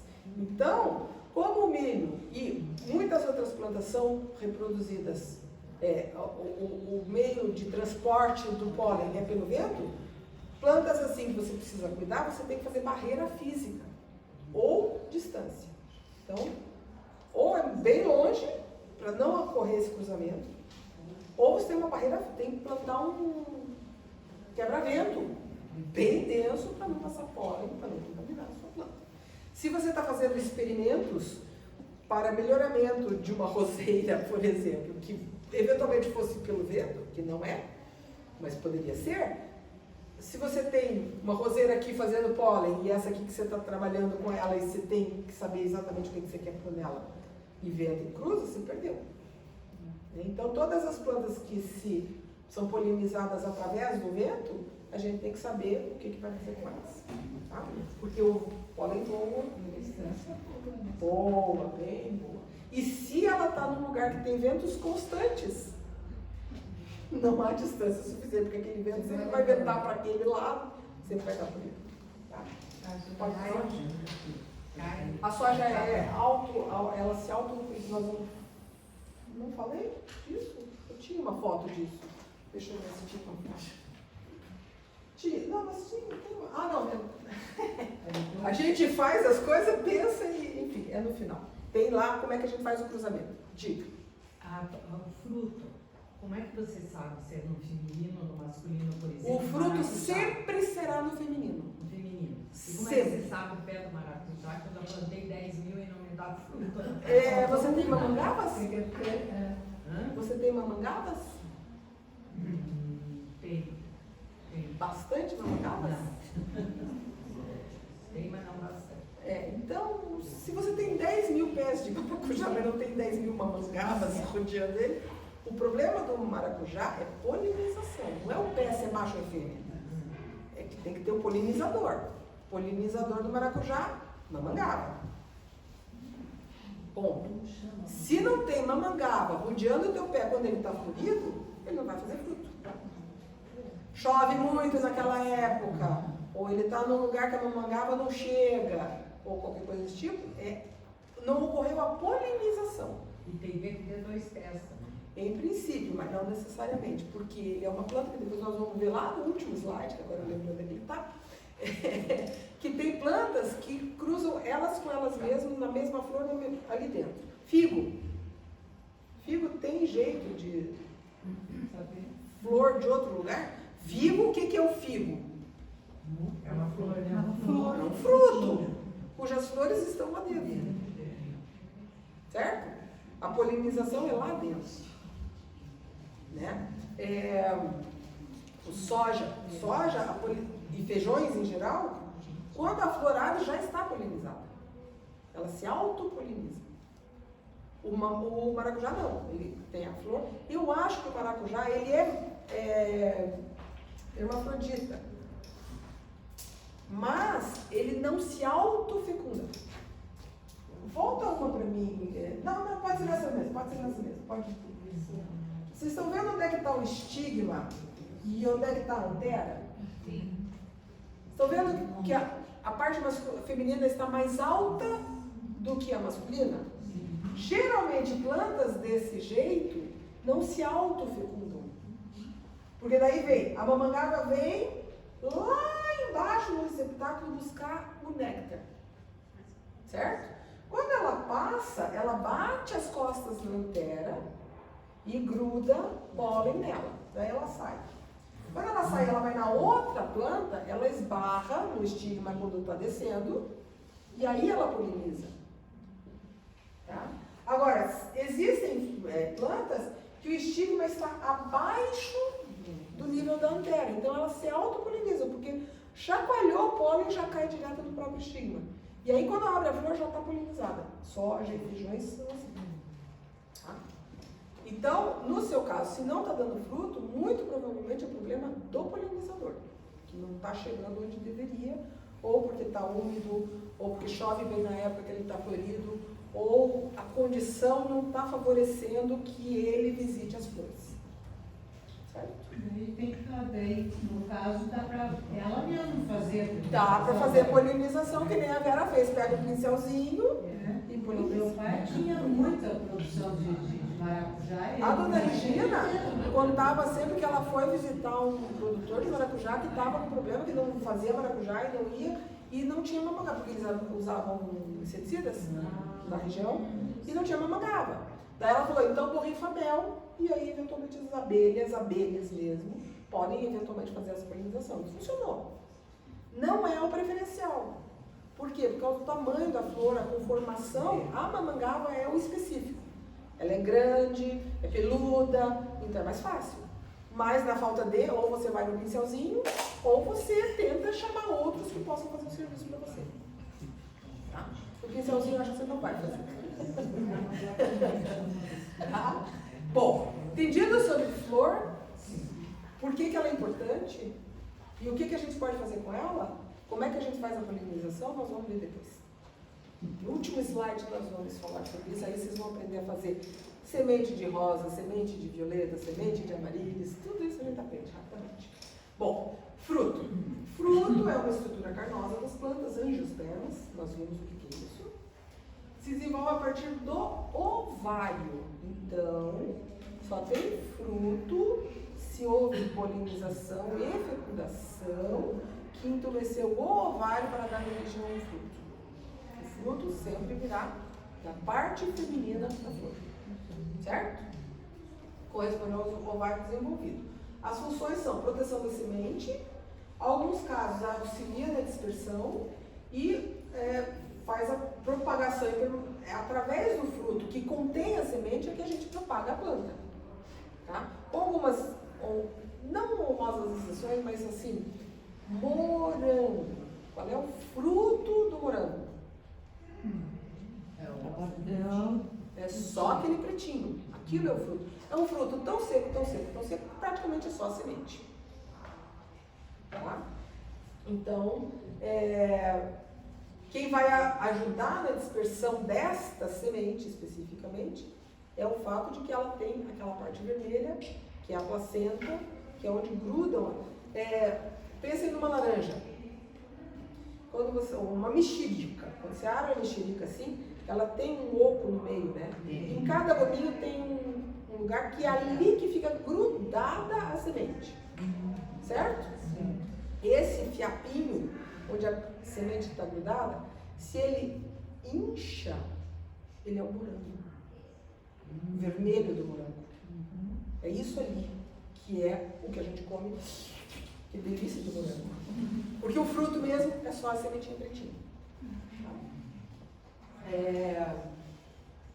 E eles atuam como envoltório protetor da semente. Às vezes a gente enxerga esse fruto, mas às vezes a gente não enxerga o fruto como a gente idealiza um fruto que é suculento e saboroso. Tá? E tem essa variedade. Bom, de tudo que vocês estão vendo aí, vocês sabem onde é que estão as sementes de todos esses frutos?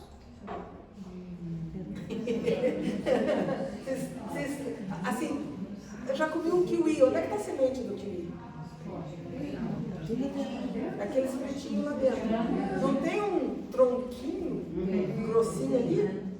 Está grudado nesse lugar que encha e é o morango, vamos dizer. Tá? Da uva. Onde é que está a semente da uva? Está dentro do grão. Tá? Abóboras. Abóboras. A uva sem semente. É um melhoramento genético que foi feito para que ela não produzisse a semente. Então ela, vamos dizer assim, atrofiou a capacidade de fazer. Na flora está estéril. Alguma coisa desse tipo. Como as abóboras, o mamão, por exemplo. Onde é que estão as sementes? No oco ali dentro, né? Então, na laranja, limão, etc., grudadinho ali no meio dos gominhos. Então, tudo aquilo dos gominhos, tudo aquilo que... É isso aí, ó. Então, nós temos as partes do fruto são pericarpo e semente. Pericarpo é tudo pericarpo é o que a gente gosta. É o gostosinho. Pericarpo é o gostosinho e a semente está lá dentro. Né? De formas variadas. Tá? E todas as partes do fruto derivam da flor. Então a casca pode ser a casquinha do ovário que vai fazer a casca do fruto. Dentro do ovário tem a placenta, onde estão os óvulos que se fixam, né? Aquilo vai entumescer, vai fazer gominho, não vai fazer gominho, vai fazer sementinha. Tudo vem lá da flor. Não precisamos de todos esses detalhes assim tão íntimos. Mas nós temos todas essas qualidades possíveis de frutos. Tá? Então, eles podem ser classificados de acordo com o tipo do pericarpo. Eles podem ser secos, todas essas castanhas que a gente conhece são frutos secos. Não tem suculência, né? E tem os frutos carnosos, que têm suculência. Daí, eles podem ser classificados pela forma como elas abrem. Deiscência é a abertura do fruto. Então, nós temos os deiscentes que se escancaram e os indecentes que não se escancaram. Exatamente. Tá? Então, os deiscentes são esses que o fruto se abre naturalmente. Beijinho. Você aperta e vai... É um fruto deiscente que usa esse impulso para fazer a dispersão da semente. Tá?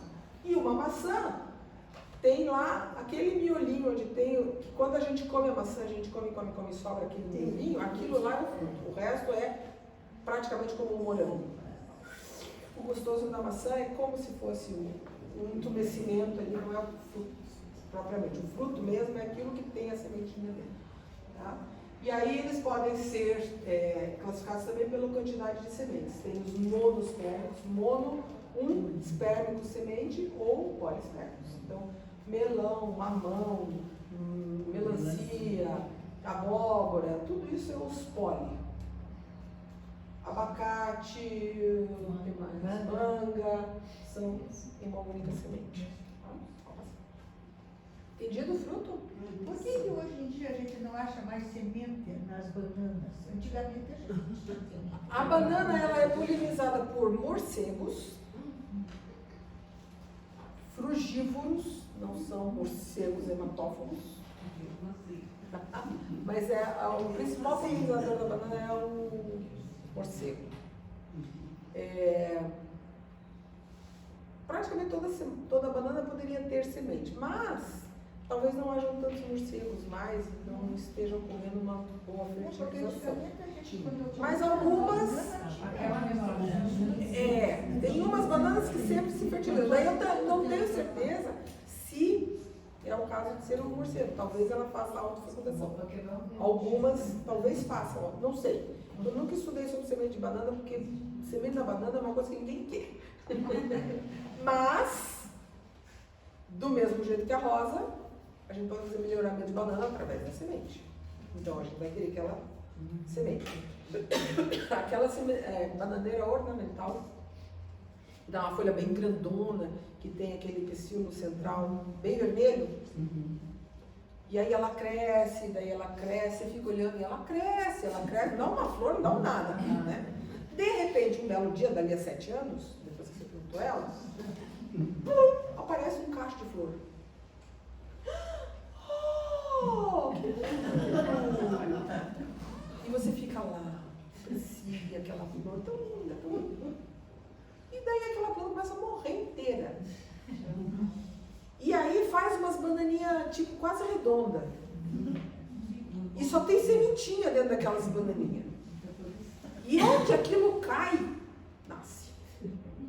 E aí você fica com uma floresta de bananas ornamentais, mas a mãe morre. É uma característica desta bananeira ornamental de fazer isso. Ela é mais ou menos em torno de 7 anos, ela só cresce. Aí faz aquelas folhas maravilhosas, o que? Daí ela floresce, tudo aquela florada, tudo tem semente, onde aquilo cai, nossa, tem a muda que não se acaba nunca mais. Eu tinha uma bananeira dessa na praia, fez a flor, morreu a planta, caiu a semente, eu catei tudo que eu consegui catar, e até hoje, isso já deve ter uns 3 ou 4 anos, ainda de vez em quando nasce um. Que eu olho lá, tem um pedacinho da semente. Faz muita semente, só que a planta morre. Então é tipo um bambu, quando floresce, acabou-se. Começa tudo outra vez no sol. Mas toda essa semente é fertilizada, tudo aquilo é semente mesmo, e é fértil e nasce assim, que é uma maravilha.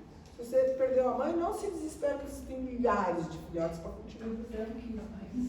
Não, porque eu tenho 2 limoeiros. Eu tenho 2 limoeiros no quintal. Não cabe mais uma bananeira daquela. Não tem jeito. Na verdade, sobrou uma muda lá. Agora eu tô encostada no muro. E cada vez que eu vou, eu tenho que tirar umas folhas, porque ela tá por cima do limoeiro. Só que ela tá com o tronco assim. Aí eu não tô em condições ainda de cor. Juro por Deus, desse tamanho. Nossa.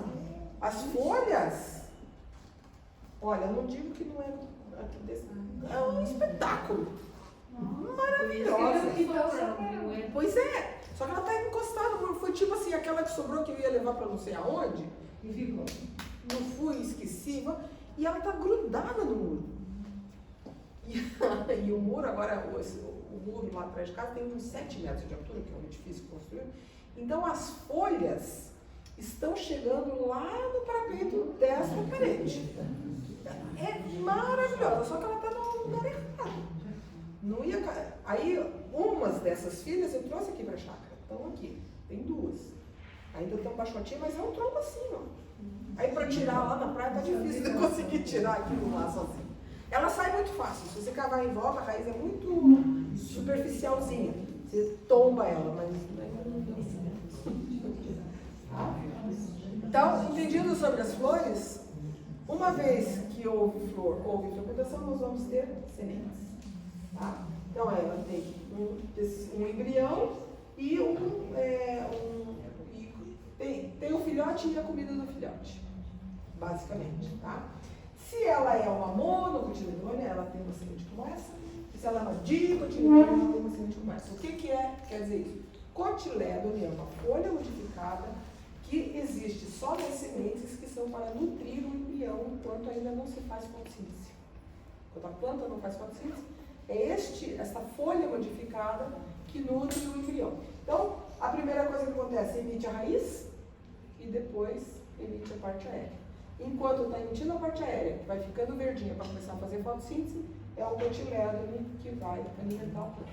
Plantas monocotiledôneas, milhos e parentescos de milhos, e plantas desse tipo, você não vê a sementinha do lado de fora da terra. É arroz, é milho, ervilha também não faz isso. Ela nasce lá dentro da terra e daí quando sai já a planta. E as monocotiledôneas é o feijão. Você sempre vê abrir a folhinha do feijão, aquelas duas primeiras do feijão. Tá? Então quando você tem uma planta que você olha e tem aquelas duas folhinhas que você diz, não sei que planta é essa, porque eu não sei que folha é essa, aquelas duas folhinhas são os cotilédones. E aí, se você vai mexer com essa planta quando só tem essas duas folhinhas, você mata a planta. Porque a primeira gema está acima dessas duas folhinhas. Se você pegar e machucar ali, acabou essa planta. Não tem mais nada para baixo daquilo, a não ser a raiz. E não tem nenhuma gema no meio.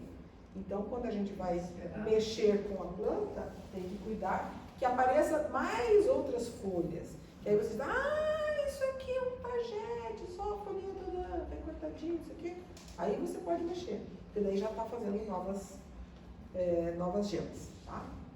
Então, é a unidade reprodutiva e é ela que faz com que a planta permaneça nesse espaço onde ela vive. O que acontece? Algumas plantas, elas inibem a germinação das sementes delas mesmas que caem ao seu redor. Então, o pessegueiro é um caso bastante icônico, que cai pêssego. A gente não consegue colher todos os pêssegos com o pessegueiro no produto certo, caem pêssegos, ok? Vocês já viram muda de pêssego embaixo do pessegueiro? Porque a planta não deixa. Porque vai fazer sombra para ela e nenhum pessegueiro vai produzir pêssego. Vão concorrer por alimentos. Então, a planta exala uma substância que não permite que ocorra a germinação da semente ali embaixo. Outras não tem problema. Algumas plantas, pitanga. Espetáculo. Quanto mais melhor. Tanto mais bem. Pêssego não nasce. Então, algumas plantas têm essa característica de não deixarem que seus descendentes nasçam ali perto. E aí, geralmente são frutos muito suculentos, porque algum bichinho vai comer e a semente do pêssego, como é que ela é? Terrível, né? Então, algum bicho come, passa pelo trato digestivo desse algum bicho, que corrói um pouco essa casca tão dura, e ele vai plantar lá longe. Não aqui perto de mim. Sou uma mãe desnaturada. Não quero você, tá? Embora de mim. E aí ele nasce lá longe. Filhos para o mundo. Filhos para o mundo. Sempre. Né? Então, a gente, olhando às vezes o tipo do fruto e o tipo da semente, a gente pode imaginar como é que é a reprodução disso na natureza. Se fica ali mesmo, se vai para longe, né? O próprio pinhão. Bem do lado do pinheiro a gente não acha muita muda, ela sempre está mais espalhada, porque a cutia ela vem planta, né? Porque aí ela tem que cair ali, ela é muito alimentícia, então todos os bichinhos ali em volta vão comer aquilo. E só vai nascer mesmo aquela que foi embora. Porque se ficar um monte de pinheiro junto, também não vai prestar. Algumas plantas se adaptam bem a ficarem várias juntas, algumas não. Né? Então a gente, olhando o fruto e a semente, às vezes a gente pode até concluir essas coisas. Pode passar. A variedade né?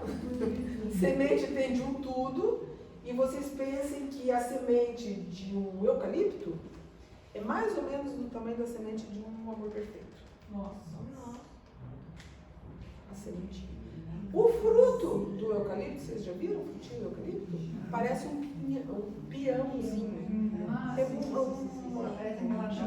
É uma coisa, isso, é só que bem petitiquinha. Ali dentro tem um monte de sementinha bem petitiquinha. E dá aquela monstra daquela. E daí você pega uma semente de abóbora, que é grande, uma semente de fava, enorme, e dá um pezinho desse tamanho. Nossa. Então, sementes. Fazem o que precisam fazer no lugar onde tem que fazer. Tem casca mais dura, menos dura. Quanto mais dura a casca, mais difícil é a germinação dessa semente. Se a gente vai usar para fazer propagação através da semente, às vezes a gente tem que lixar a semente, se ela é grande o suficiente para isso, ou colocar em água morna para absorver a água, para daí ela conseguir germinar. E eu vi, o que foi que eu vi? Uma semente, vi em algum lugar uma informação assim, pegou a semente da determinada espécie, que eu não vou lembrar qual é, umas lixou, outras não lixou, e pôs as duas para germinar. Em tipo 15 dias essa aqui já estava linda, maravilhosa, essa aqui nem se mexeu. Um mês nem se mexeu, porque a casca era muito dura. Então, na natureza, provavelmente é uma planta de uma região em que tem estações muito bem definidas, que tem um período de chuva bastante intensa para conseguir molhar essa semente para ela conseguir germinar. Aí a gente tem que imitar a natureza quando quer que germine mais rápido do que na natureza ela faria. Então, sementes com casca muito dura, provavelmente na natureza, passam por um processo mais longo de deterioração dessa casca para poder germinar. Ficam mais protegidas de ação de roedores ou outros animais que possam levar, ou a própria semente tem que passar pelo trato digestivo de algum animal que vai fazer essa primeira escarificação da semente para ela poder germinar. Tá? São as unidades de dispersão, então, e existem variadas estratégias. Podem ser transportadas pelo vento, pela água ou por outros organismos, e aquelas que fazem pluk. É uma estratégia da própria planta, que não tem ninguém que leva ela se joga para o mundo. E pluk, explode e manda. Pode passar. Então nós temos aí, não podia deixar de colocar uma gralha, não é mesmo? Não tinha como. Então, ó, pelo vento tem lá o dente de leão, bateu um vento, leva tudo quanto é semente. Essa daqui deve ser uma das que explodem, tá? Parece a semente de mamona. Parece a semente de mamona. E vocês estão vendo ali de baixo aqui o que é? O coco. O coco é a semente do coqueiro. Aquele coco que a gente come é a semente do coqueiro.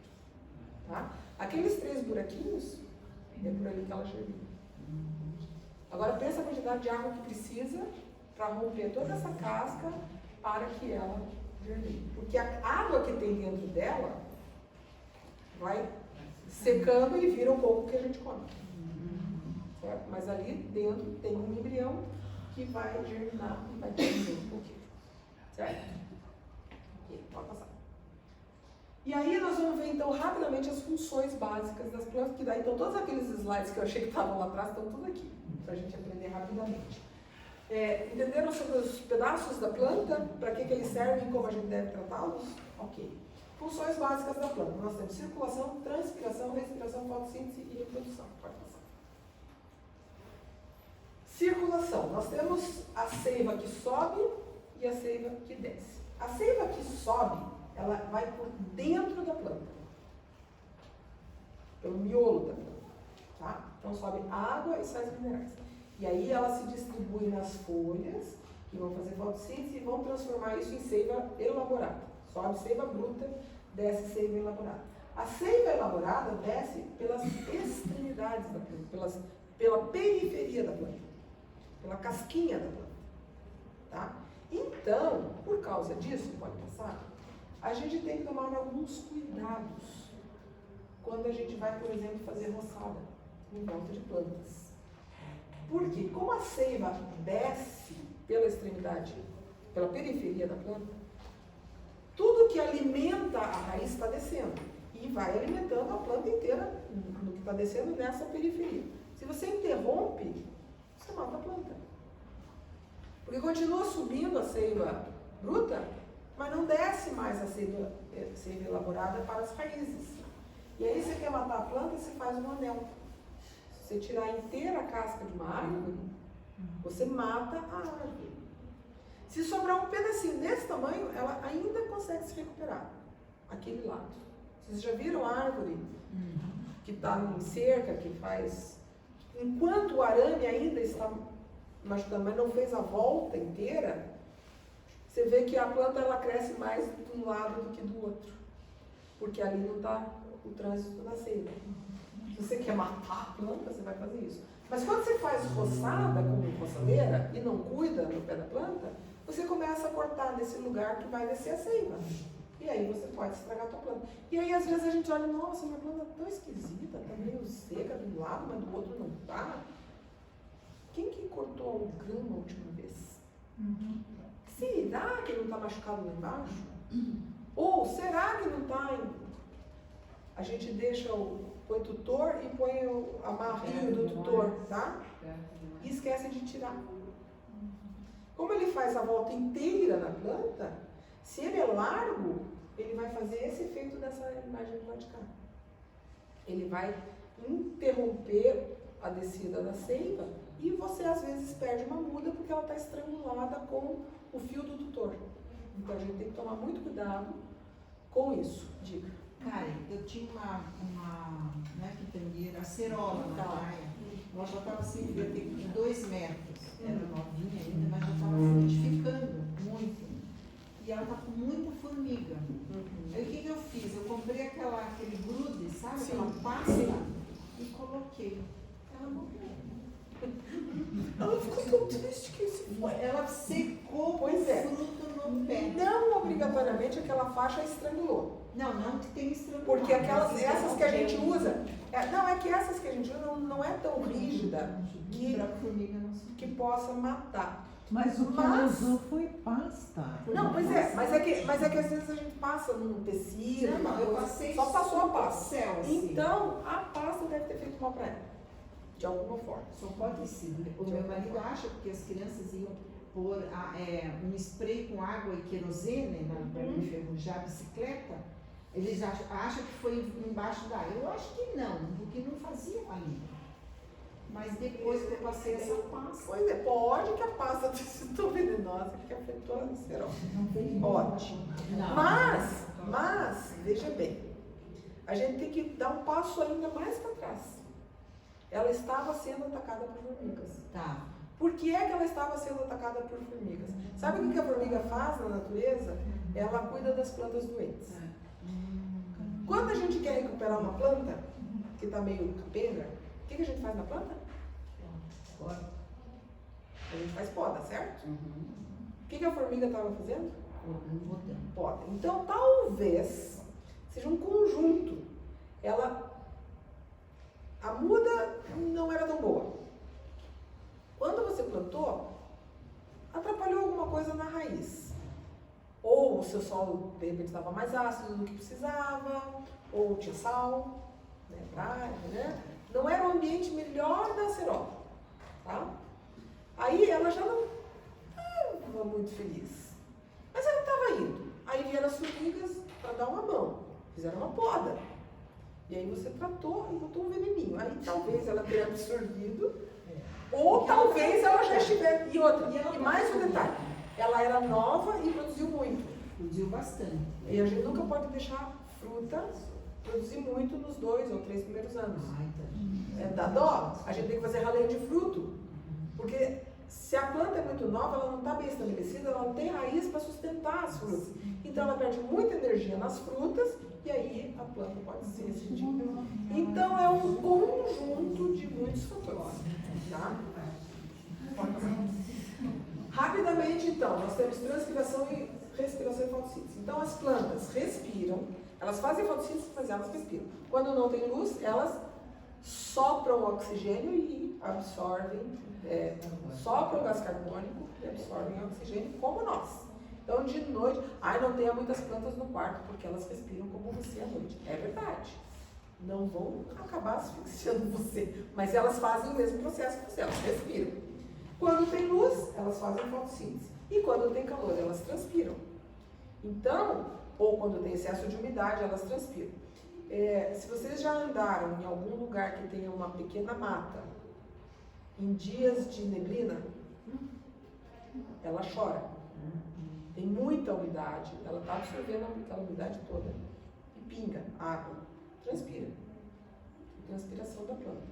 Ela usa a transpiração, inclusive, para equilibrar a temperatura. Então, quando há muito calor, ela transpira para baixar a temperatura, que nem a gente quando sua. Então, a transpiração da planta é a mesma coisa, igual a nós. Não adianta passar Rexona. Ok? E aí ela faz a fotossíntese. Então, passa lá na fotossíntese para lembrar como que acontece. Ela absorve águas e nutrientes do solo, o gás carbônico do ar. Há controvérsias. Existem teorias que não é exatamente do ar, pode ser pelas raízes também. E aí ela expele oxigênio, absorve o gás carbônico e faz açúcares, quando tem incidência de luz solar. Quando a gente tem noite de lua cheia muito clara, ela também faz fotossíntese. Não é a mesma quantidade, mas ela também faz um pouco de fotossíntese. Quando o luar está muito, é noite de lua assim, bem clara, ela pode fazer um pouco de fotossíntese também. Tá? Pode passar. E aí está a tal da polinização. Então a polinização, esse é o último slide. Né? É o último, né? O outro é só obrigada? Não. Tem o que ali? Movimentos vegetais. Ah, não, os movimentos, esse é bem legal. Quando a gente... A polinização pode ser autopolinização ou polinização cruzada. Então, a autopolinização é quando a própria planta se poliniza. Então, ela tem que ser uma planta hermafrodita, tem que ser uma flor hermafrodita, na verdade, não uma planta, uma flor hermafrodita, porque existem plantas hermafroditas com flores dioicas. Então, a planta tem masculino e feminino na mesma planta, mas cada flor é uma coisa. Milho. Tem flor masculina e flor feminina na mesma planta, mas não na mesma flor. Certo? Entendido? Então, quando ela faz a polinização dela com ela mesma, chama-se autopolinização. E se depende de algum outro elemento para fazer a polinização, é uma polinização cruzada. Então, quando a gente tem feijão, etc., quando a flor já está polinizada, não acontece cruzamento de feijão. Então, se você planta feijão preto do lado do feijão carioca, vai nascer feijão preto e vai nascer feijão carioca. Eles não vão cruzar entre si. Tá? Mas, se você planta duas variedades de milho, que são polinização cruzada, você vai ter um híbrido. O fruto que você vai ter vai ser híbrido, porque a polinização é cruzada. Certo? Entendido? Tá. E aí os movimentos vegetais. Então nós temos o tropismo, taquitismos e nastismos. Taquitismo é coisa de célula. Enfim, nastismo é o fechar das folhas da dormideira. Isso chama-se nastismo, é um movimento da planta. Plantas têm movimentos, elas não caminham, mas elas se movimentam. Tá? E aí tem o tropismo. Pode passar lá. Que são os movimentos de crescimento das plantas em resposta a estímulo externo. Tá? Então, eles podem ser positivo ou negativo. Vou passar. Então, ó, nós temos o fototropismo. Plantas são atraídas, parte aérea das plantas é atraída pela luz do sol. Então, aquelas plantas que estão assim, está faltando luz para elas. Quando a gente tem plantinha desse jeito, leve ela para perto da luz, porque ela está sentindo falta de luz. Para onde a planta vir, e violeta vocês já viram, né? Violeta a gente fica. Porque ela faz assim para o sol. Girassol? Assim para o sol. E assim para o sol. Né? Ele caminha olhando para o sol. Então ele tem um fototropismo positivo. Daí tem o gravitropismo ou geotropismo, que é a atração da terra. Então, raízes têm geotropismo positivo, ela cresce para a terra. E caules, negativo, eles fogem da terra. Tá? E aí tem o tal do tignotropismo, que a gente falou lá na frente, que é o estímulo do crescimento ao redor de um objeto. Então você coloca o tutor e ela automaticamente começa a se mudar. Chama-se tignotropismo. Era a última essa? Então, sobre botânica, eu acredito que eu ensinei o grossão que vocês precisavam saber. Se vocês tiverem alguma outra coisa sobre botânica que vocês queiram, vocês avisam, a gente programa mais pra frente uma nova palestra. Por enquanto, eu acho que vocês já saturaram de botânica.